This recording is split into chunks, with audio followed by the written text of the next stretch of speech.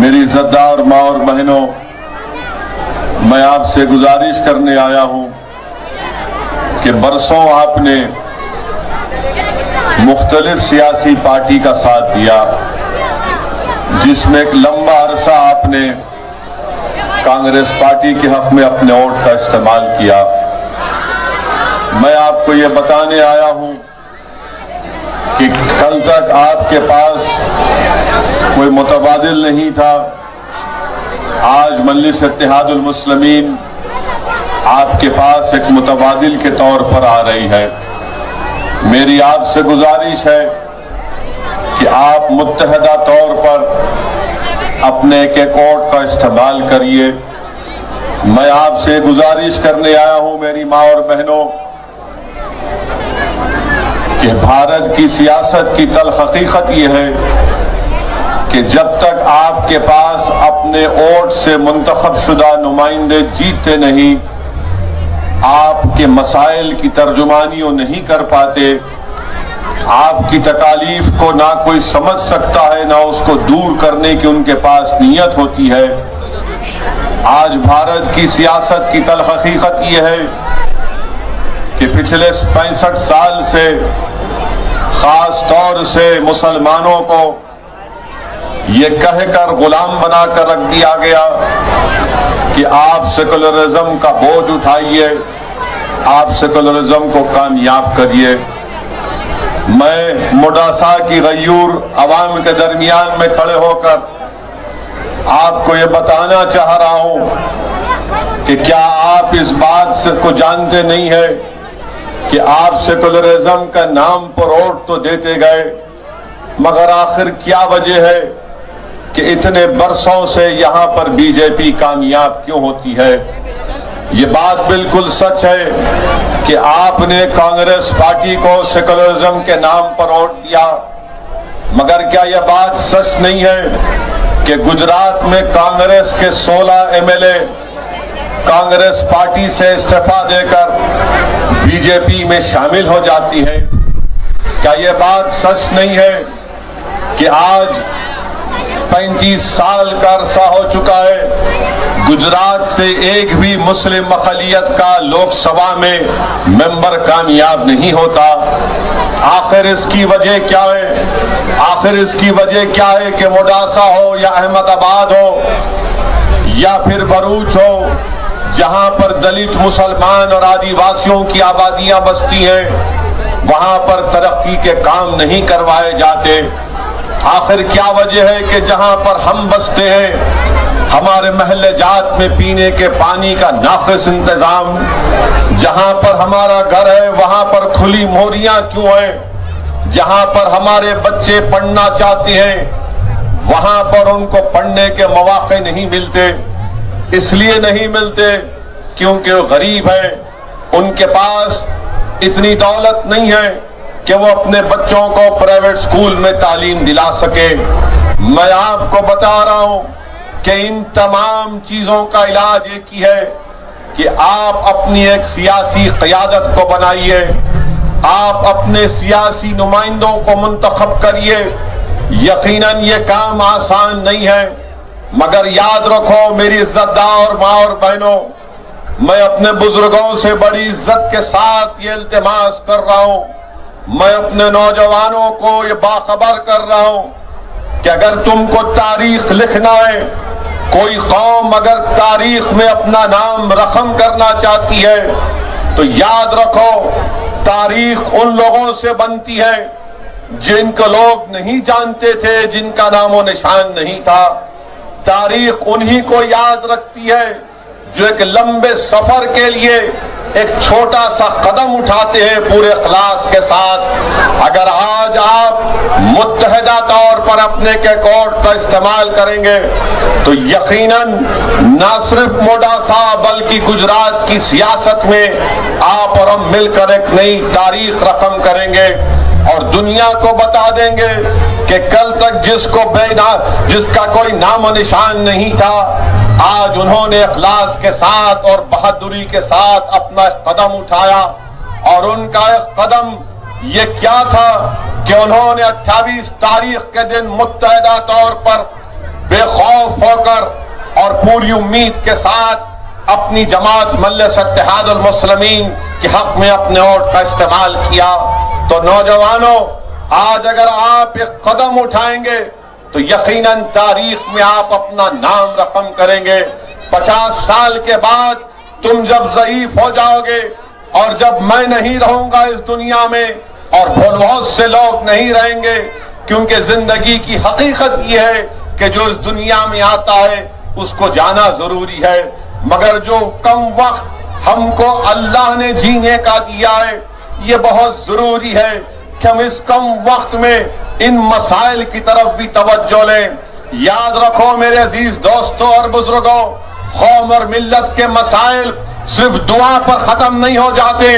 اگر میری یہ بات کسی کو تکلیف پہنچا رہی ہے تو میں معذرت چاہتا ہوں، مگر سچائی کو بیان کر رہا ہوں کہ صرف دعاؤں پر اکتفا کرنے سے قوم اور ملت کے مسائل حل نہیں ہو جاتے، بلکہ دعا کرنا بے حد ضروری ہے، اور دعا کرنے کے بعد میدان کارساز میں آنا پڑے گا تاکہ تم کو یہ آزمانا پڑے گا کہ میری دعاؤں میں کتنا اثر ہے۔ جو قوم دعا کر کے میدان میں آ جاتی ہے اللہ ان کو نصرت اور کامیابی سے ہمکنار کرتا ہے۔ تاریخ ہم کو یہ بتاتی ہے کہ کملی والے محمد مصطفیٰ صلی اللہ علیہ وسلم نے، آپ نے دیکھا کہ طائف کے سفر میں آپ کو اپنے خون میں لہو لہان ہونا پڑا۔ تاریخ ہم کو یہ بتاتی ہے کہ رسول اللہ صلی اللہ علیہ وسلم خاندان مبارک شہید ہوئے۔ تاریخ ہم کو یہ بتاتی ہے کہ حق کی سربلندی کے لیے امام حسین نے باطل طاقتوں سے سمجھوتا نہیں کیا۔ حق کو کامیاب کرنے کے لیے نواسہ رسول نے اپنی گردن کو کٹا دی، مگر کبھی اپنی گردن کو باطل طاقتوں کے سامنے جھکنے نہیں دیا۔ یہی پیغام میں آپ کو بتا رہا ہوں کہ جمہوریت میں آپ کو اپنے نہ سر کٹانے کی ضرورت ہے بلکہ نہ آپ کو اپنے سر کو جھکانے کی ضرورت ہے۔ میں صرف آپ سے یہ اپیل کر رہا ہوں کہ ایک بار ہمت کر کے 28 تاریخ کے دن مجلس اور بی ٹی پی کے پارٹی کے امیدواروں کو کامیاب کریے۔ برسوں آپ نے سب کو ووٹ دیا، آج ایک مرتبہ آپ اس دیوانے کے پیغام کو سمجھیے اور اس کو اپنا بھائی، اپنا بیٹا سمجھ کر آپ اپنی اس پارٹی کو کامیابی سے ہمکنار کریے۔ میں یہاں پر اپنی مقبولیت کے لیے نہیں آیا ہوں، میں گجرات کو اپنی مقبولیت میں اضافہ کرنے کے لیے نہیں آیا ہوں، میں گجرات کو اپنی انا کی تسکین کے لیے نہیں آیا ہوں۔ میں اگر گجرات کو آیا ہوں اور بھارت کے مختلف شہروں میں، ریاستوں میں، گاؤں میں جاتا ہوں، میرا مقصد ایک ہی ہے کہ تمہاری صفوں سے کوئی ایک لیڈر بنے، کوئی قائد بنے جو تمہارے مسائل کو سمجھ سکے، جو بے خوف ہو کر ظالموں کے درباروں میں بیٹھ کر ان کی آنکھوں میں آنکھیں ڈال کر آپ کے مسائل کی ترجمانی کر سکے۔ نوجوانوں، اگر آج تم متحدہ طور پر اپنے ووٹ کا استعمال کرو گے تو یقیناً تم اپنے مستقبل کو مضبوط کرو گے۔ میری عزتدار ماں اور بہنوں، آپ اویسی کا ساتھ مت دو، آپ ایک مرتبہ اپنا ساتھ دے دو۔ انسان دنیا میں آتا ہے، ختم ہونے کے لیے آتا ہے، میں بھی ایک دن مٹی میں جا کر مل جاؤں گا، مگر آپ سے گزارش کر رہا ہوں کہ آپ اپنی قیادت کو بنائیے۔ موڈاسا میں اتنی بڑی آبادی، یہاں پر دلتوں کی، ہمارے آدیواسی بھائیوں بہنوں کی، مسلم اقلیت کی اگر متحدہ طور پر آپ اپنے ووٹ کا استعمال کریں گے تو یقیناً ہم تاریخ کو رقم کریں گے۔ ہماری زندگیوں کا کسی کا کوئی بھروسہ نہیں ہے۔ ہاں، یہ بھی زندگی کی حقیقت ہے کہ ملک میں بڑے بڑے لوگ بڑے بڑے سیاسی عہدوں پر فائز ہو جاتے ہیں، کوئی مکھیہ منتری بن جاتا ہے تو کوئی پردھان منتری بن جاتا ہے تو کوئی ودھائک یا سانسد بن جاتا ہے۔ ارے ہم سب آئے، سب چلے جائیں گے، یہ وقتیہ شان و شوکت ہے، مگر جو لوگ زندگی بھر حق کے لیے کام کیے، جو لوگ اللہ اس کے رسول کی محبت میں اپنی زندگی کو وقف کر دیے، اللہ صبح قیامت تک ان کے نام کو زندہ رکھے گا۔ اور موڈاسا کی عوام، آپ گواہ ہیں کہ جنہوں نے اپنی زندگی کو اللہ اس کے رسول کے نام پر وقف کر دیا، جنہوں نے اللہ کی مخلوق سے محبت کی، وہ آج اس دنیا میں نہیں ہے۔ مخدوم شاہ ولی رحمت اللہ علیہ، مگر آج بھی ان کا آستانہ آباد ہے۔ جنہوں نے غریبی میں اپنی زندگی گزاری مگر حق کا ساتھ نہیں چھوڑا، بھوک اور فاقہ کشی کو اختیار کیا مگر دوسروں کی بھوک کو، اپنی تکلیف کو اپنی تکلیف سمجھا، یہی چیز ہے کہ صبح قیامت تک یہ اولیاء اللہ کے آستانے آباد رہیں گے۔ آج ہم کو ان اولیاء اللہ کی زندگیوں سے یہ سمجھنا، یہ سیکھنے کی ضرورت ہے کہ ہم کو انسانیت میں محبت کو پھیلانا ہے، ہم کو انسانیت میں نفرت کو کا خاتمہ کرنا ہے۔ میں ہماری عزت دار ماں اور بہنوں کو یہ بھی پیغام دینے آیا ہوں کہ آپ جانتے ہیں کہ 29 سپٹمبر 2008 کو کیا ہوا تھا۔ 29 سپٹمبر 2008 کو موڈاسا میں کیا ہوا تھا؟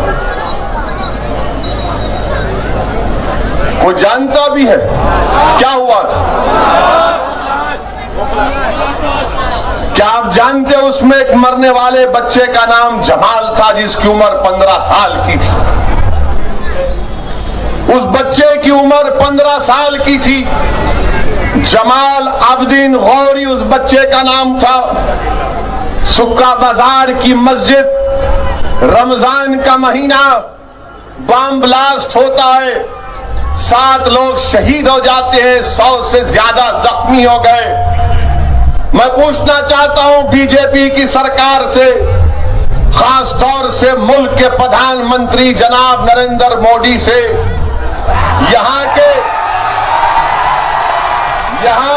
چیف منسٹر سے، آر ایس ایس کے تمام لوگوں سے جو 90 سال تک چڈی پہن کر لٹ پھراتے رہے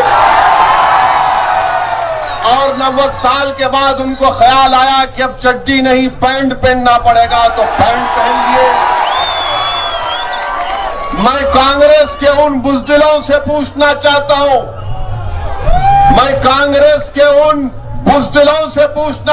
ہوں، کیا تمہاری زبان پر جمال کا نام آئے گا یا نہیں آئے گا؟ کیا تمہاری زبان پر، تمہاری گفتگو میں، تمہاری تقاریر میں یہ جملہ آئے گا کہ موڈاسا میں بم بلاسٹ ہوا تھا جس میں 7 لوگ مر گئے، 100 سے زیادہ زخمی ہو گئے؟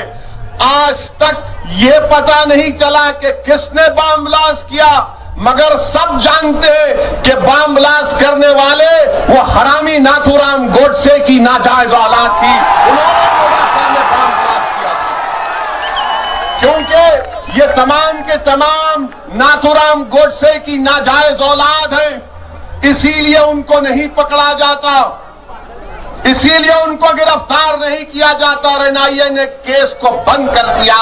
میری ماں اور بہنوں، میں بھی صاحب اولاد ہوں اور میں بھی الحمدللہ سفر کرتا ہوں، مگر جب واپس اپنے گھر کو جاتا ہوں تو دل میں ایک اشتیاق ہوتا ہے کہ میں اپنی اولاد کو دیکھوں۔ مگر آج اس جمال کی ماں کا کیا ہو رہا ہوگا جس نے برسوں پہلے اپنے بیٹے کو کھو دیا، اور اس ماں کو یہ تک پتا نہیں کہ کس نے میرے بیٹے کو مارا تھا، جمال کو کس نے مارا تھا، اس جمال کی ماں کو تو اب تک پتا نہیں چلا۔ جو 7 لوگ شہید ہو گئے ان کے افراد خاندان کو نہیں معلوم کہ ہمارے ابا کو، ہمارے بھائی کو، ہمارے بہن بھائی کو کیوں چاچا کو مارا گیا، کس نے مارا۔ میں ہماری ماں اور بہنوں سے درد مندانہ اپیل کر رہا ہوں کہ اب دوبارہ جمال کو نہیں مرنے دیں گے انشاءاللہ تعالی موڈاسا میں۔ ہم کسی جمال کو مرنے نہیں دیں گے، اور اگر کوئی جمال کو مارے گا تو یاد رکھو ہم چپ نہیں بیٹھیں گے، آواز اٹھائیں گے جمہوریت میں۔ انسان کی جان کی قیمت ہوتی ہے، چاہے وہ انسان مسلمان ہو یا ہندو ہو، آدیواسی ہو یا ٹرائبل ہو۔ اگر میرا نام اسد الدین اویسی ہے تو میرا خون کی قیمت بھی تمام کے خون کی قیمت کے برابر ہونے چاہیے۔ میرا خون کوئی گندی نالی کا پانی نہیں ہے، میں انسان ہوں، میری جان کی قیمت ہے۔